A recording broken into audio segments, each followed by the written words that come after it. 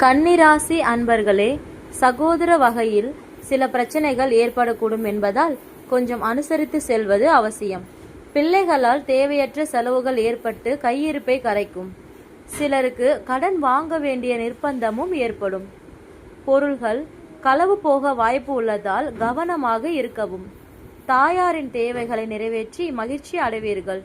மூன்றாவது நபர்களின் தலையீடு காரணமாக குடும்பத்தில் வீண் குழப்பங்கள் ஏற்பட்டு நீங்கும். பணியின் காரணமாக சிலர் வெளியூர் பயணம் மேற்கொள்ள நேரிடும்.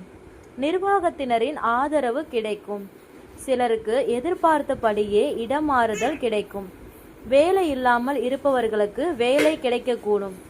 வியாபாரத்தில் எதிர்பார்த்ததை விட லாபம் கூடுதலாக கிடைக்கும்.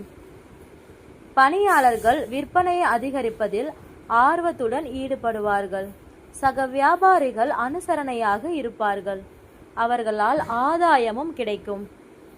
குடும்பத்தை நிர்வகிக்கும் பெண்களுக்கு பொறுப்புகள் கூடுவதால் சோர்வு உண்டாகும். பண வரவு திருப்தியை தரும். வேலைக்கு செல்லும் பெண்களுக்கு அலுவலக சூழ்நிலை மகிழ்ச்சி தருவதாக இருக்கும். அதிர்ஷ்ட எண்கள் 2, 7. வழிபட வேண்டிய தெய்வம் சிவபெருமான்.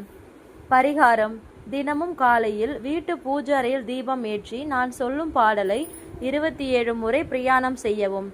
மாசில் வீணையும் மாலை மதியமும் வீசு தென்றலும் வீங்கில வேனிலும் மூசு வண்டரை பொய்கையும் போன்றதே ஈசு நெந்த இணை யடி நிழலே என்ற பாடலை 27 முறை மனதார வேண்டி எம்பெருமான் சிவபெருமானை வழிபடுங்கள்.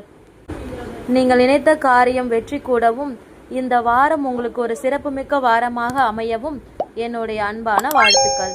நன்றி.